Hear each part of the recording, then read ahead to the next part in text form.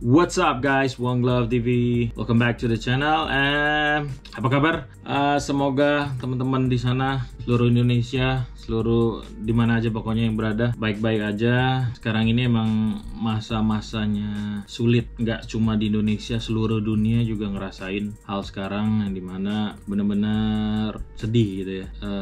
Cuman kita harus bareng-bareng, social distancing pastinya, stay at home kalau nggak penting-penting banget. Dan yang pasti selalu jaga kesehatan dan cuci tangan udah pasti, karena dengan lo rajin cuci tangan apapun kegiatan lo ya paling nggak mengurangi virus yang masuk ke tubuh kita atau menulari teman-teman yang lainnya.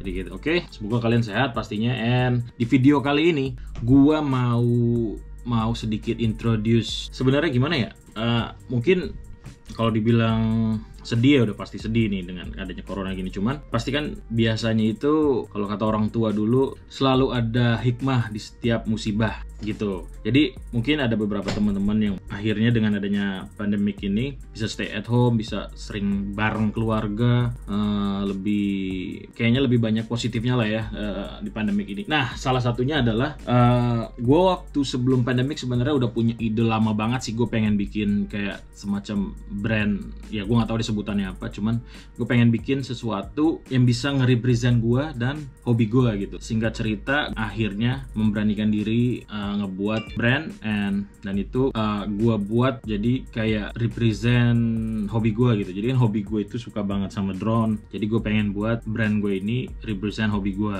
gitu. Yang paling pertama itu gue kemarin udah sempat rilis baju, jadi gue sempat bikin baju, and alhamdulillah collection pertama sold out, and sampelnya ada kayak gini. Ini ada punya temen gue si Tommy, tapi belum sempet kirim karena masih stay at home. Jadi kata dia ya save aja di simpan glove, mungkin next batch dia mau nambah. Thank you for the support guys. Jadi ada beberapa koleksi sih, jadi ini gue liatin lagi.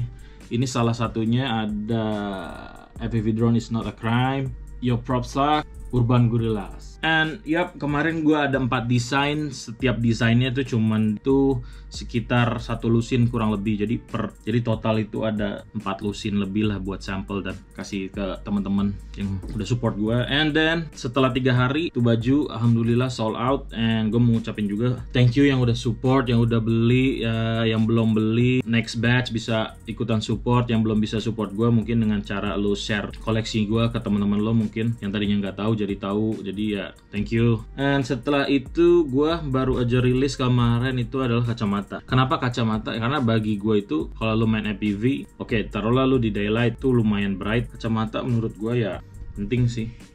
Kayak gini kacamatanya. Oh, ini jadi ada motif baling-baling gitu ya buat represent kalau lo anak FPV.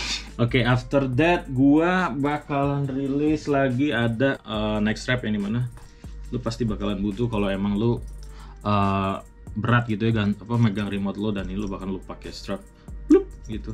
Nextnya lagi ada topi. Topi ini lagi produksi, mungkin di saat rilisnya video ini udah bisa dibeli ya, alhamdulillah. Nanti semua link itu bakalan ada di Instagramnya di ogvogue.id, nanti gue cantumin juga di description. Kenapa gue nggak cetak terlalu banyak bajunya, cuma ada mungkin selusin lebih, itu karena sebenarnya niatnya tuh gue pengen bikin baju gitu tapi nggak terlalu pasaran gitu. Jadi misalkan taruhlah collection pertama habis sold out, ya udah orang-orang yang itu aja yang punya gitu. Next collection itu gue bakalan berubah lagi dengan desain yang baru, yang pasti dengan fresh, biar nggak terlalu sama, jadi nggak banyak gitu orang pakai. Ya nggak tahu sih, gue sih pengennya biar kayak lu pakai bangga gitu, nih batch collection pertama nih cuman ada beberapa piece gitu. Nah, jadi kenapa nggak bikin banyak, bukan karena kenapa-napa ya, pengen lebih ke fresh aja gitu. Lu pakai nggak terlalu banyak orang pakai, besoknya lu punya lagi nggak banyak orang pakai, jadi lebih ya gitu. Ya mungkin singkatnya memperkenalkan brand gue di masa pandemik ini. Lu harus gimana caranya supaya tetap produktif and mengisi waktu luang di rumah itu ya dengan cara kayak gini. Sekalian gue pengen jawab Q&A yang kemarin gue sempat bikin di Instagram. Let's go.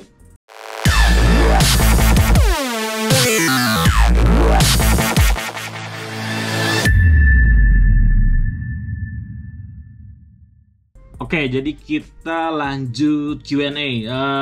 Gue kayaknya nggak pernah bikin YouTube Q&A gitu. Mungkin ya nyambi juga di rumah, iseng, sekalian buat konten. Ya udah, siapa tahu ada yang pengen tahu, dipertanyakan, gue jawab di video kali ini. Yang pertama ada dari Kasep.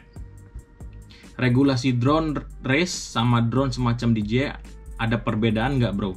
Jadi regulasi untuk drone race sama DJI sebenarnya gini, simpelnya ya. Jadi gue jawab singkat aja karena regulasi kalau dijelasin tuh lebar gitu. Jadi singkatnya adalah, skala normalnya adalah di saat drone lu melebihi berat dari 250 gram ke atas, itu bakalan masuk regulasi mau lu drone race atau drone DJI. Dan perbedaannya mungkin di saat lu pakai untuk rekreasi, fun, atau komersial gitu. Jadi kalau lu udah pakai drone race untuk komersial, ya lu pasti bakalan ikutin regulasinya gitu. Dari Garut EPV, ripping om, indoor outdoor, ripping indoor outdoor, gaspol pokoknya ya kan. Terus ada lagi dari Reza Gracio, gimana sih om langkah-langkah untuk menjadi seorang pilot drone profesional?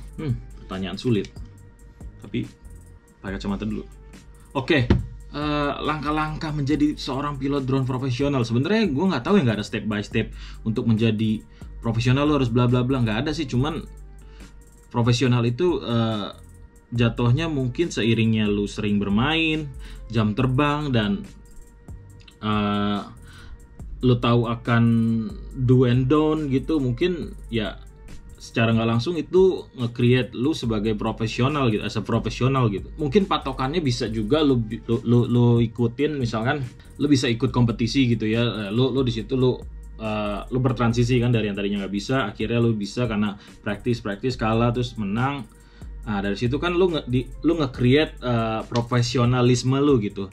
Nah kalau untuk di luar race ya kayak freestyle, mungkin ya banyak latihan aja kali ya, dari jam terbang ya lu bakalan nge-create lu as a profesional atau enggak. Dan profesional yang penting adalah kalau gue bilang itu bertanggung jawab gitu. Jadi di saat lu bermain, lu bertanggung jawab, itu bagi gue sih lu udah profesional sih. Oke, next. Dari Sultan terakhir, butuh power minimal berapa S untuk bisa ngelawan angin pantai? Kalau menurut gue sih 3 S. Tapi ya gue nggak tahu ya, lu angin pantainya tuh kayak lu main di pinggiran pantai atau benar-benar lu mau ke pantai gitu ya. Cuma maksud gue untuk power save sih, kalau gue bilang ya untuk save ya 3S dan minimal prop itu mungkin 2,5 inch ya, itu masih bisa. Mungkin kalau misalkan ada yang bilang nanti bakalan di komen pakai micin juga bisa sih, mungkin bisa, cuman struggling banget kan power dan itu bakalan drain banget. Dan kalau menurut gue buat Om Sultan terakhir mendingan ya 3S 2.5 inch blade gitu ya. That's it. I think gue pikir sih cukup. Ini dari Gali nih, GSP Project Surabaya, what's up? Bang, gimana cara kasih tahu orang biar di rumah aja selama COVID-19 cuma demi footage? Anjrit, nih keren. Ini pertanyaannya gini. Jadi gini, banyak mungkin sama kayak kakak gua atau keluarga gua gitu atau teman-teman deket gua, ada beberapa ngelihat ya di feed mereka atau di explore mereka tentang drone yang terbang atau ngeliput kota Jakarta. Sebenarnya gini, ini pandangan gue ya, ini pandangan gue, jangan disalahartikan. Kalau menurut gue, bagi gue itu kalau menurut gue nggak penting sih, karena gini. Jadi gue lebih mementingkan kesehatan gue ketimbang gue cari konten gitu ya di luar sana. Karena gini, ini kan COVID-19 ini, virus ini nggak bisa kelihatan ya. Oke, lu di luar sana udah higienis bla bla bla bla. Nggak taunya ada satu momen lu tanpa lu sadarin lu megang sesuatu atau lu nyentuh sesuatu dan akhirnya nempel di baju lu atau di tangan lu bla bla bla, terus lu pulang, terus akhirnya lu tanpa lu sadarin imun lu kuat, lu kenain saudara lu, keluarga lu atau siapapun itu yang dimana mereka rentan akhirnya terkena. Itu sangat disayangkan jadinya gitu menurut gua. Di saat lu udah 2 mingguan gitu stay at home tapi lu pengen akhirnya keluar ya, bro, itu bagi gue sih wasting sih, nggak penting-penting banget kalau menurut gue ya. Cuman kalau misalkan emang ada teman pengen mengabadikan Jakarta ini lagi sepi nih Glob, ini momen langka ya, kalau lu akhirnya lu terbang dan footage lu bagus dan mungkin di re-upload sama pemerintah mungkin untuk ngebantu, oh ini yang lagi happening nih sekarang di Jakarta kayak gini ya. Kalau untuk media, kebutuhan media sih kalau menurut gue ya nggak masalah. Coba kalau bagi gue mendingan lu stay at home, footage nanti-nanti, konten lo bisa nanti-nanti, next time mungkin kalau udah sembuh, karena kesehatan lo lebih penting bro. Thank you Gali, keren lo pertanyaan lo. Terus dari Rifat Danur Prayoga, tanya dong Om perbedaan sinyal misal seperti 2,4 GHz, 5,8 GHz, 1,2, 915 MHz. Perbedaannya apa ya? Mungkin kalau kata Om Eko Arti adalah penetrasi. Mungkin kalau dari 2,4 dan 5,8 itu kan pada umum sinyal mainstream gitu ya, banyak orang pakai. Di saat orang pakai banyak ya lu udah siap-siap aja untuk interference gitu loh. Untuk 1,2 itu bener-bener low banget. Jadi gue nggak tahu, mungkin zaman-zamannya dulu pada pakai tuh 1,2 karena dia low frekuensi. Sepengetahuan gue adalah 1,2 GHz ini low band ini jaraknya bagus, cuman untuk nangkep gambarnya itu nggak terlalu bersih, quality-nya ya, maksud gue quality gitu. Terus 915 MHz, 915 ini kan di atasnya gigahertz gitu ya, jadi yang pasti lebih bagus, makanya si TBS bla bla bla dan lainnya untuk long range menggunakan MHz gitu ya, kayak semacam radio HT gitu pakai MHz, karena emang benar sih, karena lebih jaraknya tuh lebih minim interference, karena nggak terlalu banyak gitu ya sinyalnya yang dipakai ketimbang 2458 gitu. Jadi perbedaannya yaitu 2458 mainstream, 954 itu nggak terlalu banyak, jadi 2458 lu pakai ya masih banyak bakalan kena interference ketimbang 915 MHz gitu. Thank you. And next question is Imam Dwi. Ngapa tiba-tiba bikin barang bang? Kasih kaos ya. Oke, yang tadi gue jelasin di awal, kenapa gue akhirnya bikin barang itu karena sebenarnya ini ide udah lama gitu. Gue pengen, ini kan hobi gue suka gitu. Gue pengen ngelihat teman-teman seperhobian gue gitu lebih keren aja gitu di saat mereka bermain gitu. Terus represent gitu ya, represent apa hobinya dia dengan adanya baju. Cuma sebenarnya t-shirt itu kan paling simple ya, lu kasih tulisan, lu nggak perlu ngomong, lu tinggal lihat gambar di t-shirt itu udah represent gitu ya. Ya gitu sih Mam, kenapa gue tiba-tiba bikin brand ya mungkin karena gue pengen mewakili teman-teman FPV di luar sana gitu ya. Kalau nggak ada yang duluin kan harus ada yang duluin gitu loh. Jadi ya makanya gue gitu. Ntar gue kasih kaos lu. Excel ya. Ini commercial frame bukan sih? Nah, ini kawan gue nih, CS gue di Tanjung Pinang. Di akan datang yang main drone harus diverifikasi nggak bang? Walau cuman main drone biasa. Oke, tapi gue jawab simpel aja nih, and sepengetahuan gue. Karena apapun yang ditanyakan lo harus jawab sesuai apa yang lo tahu, jadi nggak boleh sok-sokan tahu. Diverifikasi ini konotasinya mungkin agak berat ya, karena nggak semua drone, let's say kita bicara DJI, terus distributor DJI di Indonesia ke data misalkan, mereka harus mengeluarkan nomor drone gitu, misalkan di body drone-nya. Mungkin bisa.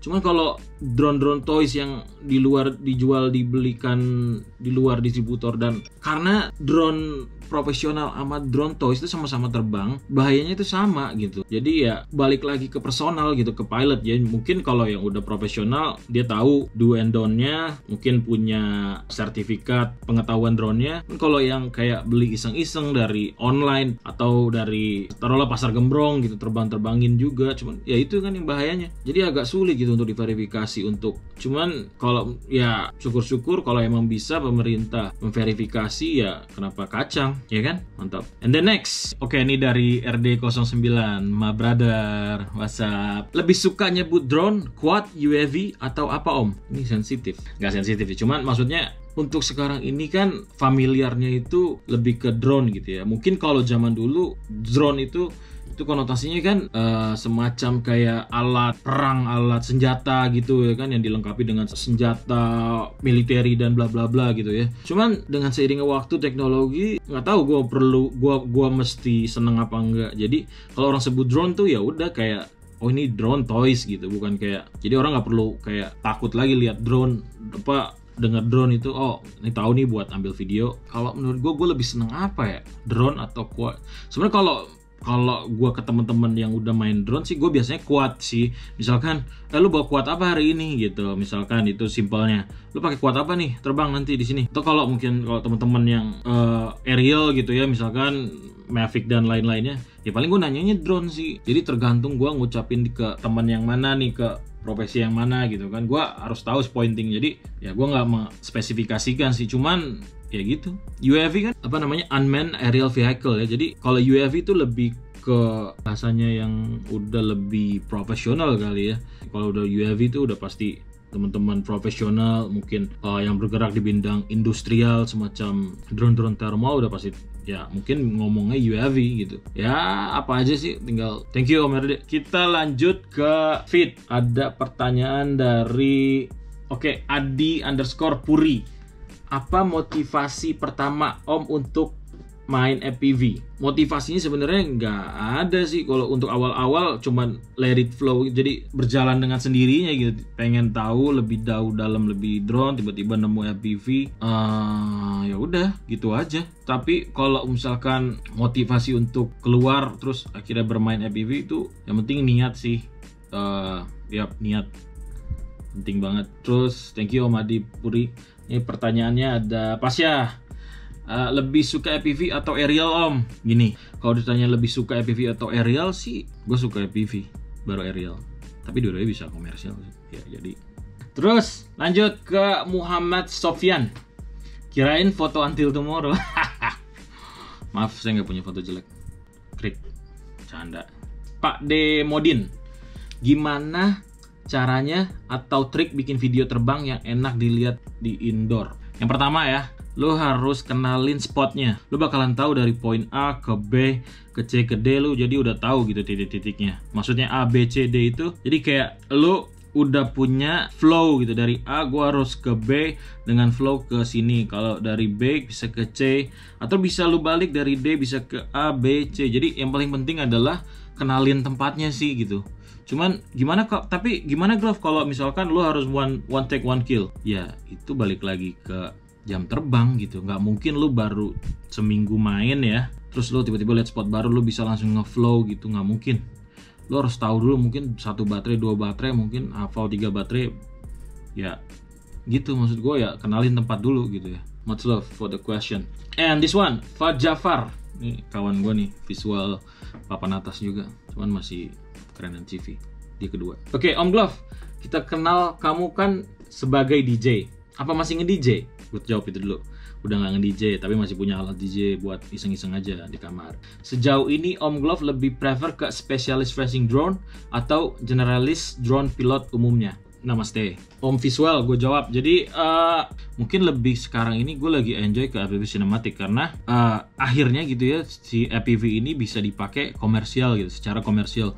Karena sebelum gue FPV drone cinematic ini kan gue bergerak di aerial gitu ya, komersial, dan akhirnya bermain FPV ternyata bisa dikomersialkan gitu ya. Jadi kalau gue bilang gue lebih senang sekarang yang FPV cinematic sih, lebih lepas aja gitu. Dan lu nggak, kalau event jatuh pun si drone-nya nggak terlalu parah-parah banget kayak lu harus ngejatuhin DJI Inspire or DJI Mavic or DJI Phantom yang dimana lu kalau crash minimal gimbal itu udah pasti rusak.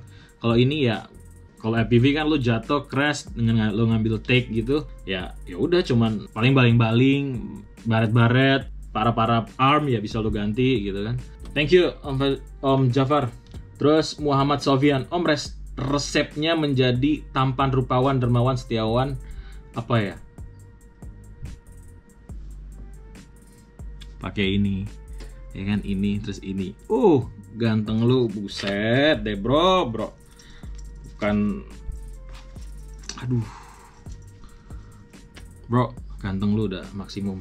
Oke, Om Bagas nih, kawan gue nih yang suka ketinggian. Om mau tanya, newbie banget nih. Sebenarnya untuk lo bermain di mamil gunung-gunung gitu, sebenarnya nggak perlu kuat yang long range, spesifikasi lo buat long range gitu ya. Jadi kayak lo regular, kayak misalkan gue punya nih spesifikasi drone gue, bukan spesifikasi long range. Cuman kalau lo emang berani bermain di tempat pegunungan gitu dan lo yakin dengan spek lo, dengan komponen lo yang sekiranya sesuai, ya lo bisa aja sih gunain. Cuman kalau emang lo mau bikin spesifikasi long range, yang paling penting itu kalau sekarang ini anak-anak yang lagi dilakuin itu adalah lo tinggal penambahan GPS aja sih. Kenapa GPS gitu? Sebenarnya GPS-nya di FPV drone race ini bukan untuk kayak DJI gitu ya. Main reasonnya adalah kenapa lu pakai GPS di FPV drone racing ini untuk mengarahkan home point lu aja sih gitu. Karena gini, di saat lu pakai DJI kan lu enak tuh lu main jauh-jauh. Oke, dia bisa RTH gitu. Cuman misalkan dia nggak RTH, itu lu kan bakalan tahu tuh lu arah rumah lu, home point lu di mana, jadi tinggal puter balik, lu balik gitu. Nah, di saat lu main drone racing, FPV drone racing gitu ya, lu bawa main ke pegunungan gitu ya, lu pede nih jauh, lu nggak pakai GPS nih ya, jauh, tiba-tiba lu lupa home point lu tuh kemana gitu, lu putar balik mirip semua nih. Oke, lu ingat arah balik, nggak taunya lu makin menjauh gitu, dan akhirnya lost. Banyak teman-teman di luar sana tuh kasusnya kayak gitu, kayak enakan main jauh, lupa, nggak tahu rumahnya di mana, makanya akhirnya dipasang dengan GPS ini gitu loh. Jadi buat mengetahui posisi home point lu gitu saat take off tadi. Di saat lu punya GPS ya lu pasti bisa RTL atau RTH juga sih. Jadi kalau misalkan budgetnya itu ya sama sih, semua budget itu lu harus punya remote, punya goggles, baru lu punya drone gitu ya. Kalau punya remote, lu punya goggle udah aman deh, lu mau bikin kecil sampai lu gede-gede segaban aman gitu. Budgetnya ya paling start 5-10 jutaan lah. Dari Sulistyo Arif, Bang mau nanya dong, abang pakai obat gemuk apa? Stay at home. Okay, next question is Captain Fali. Namaste.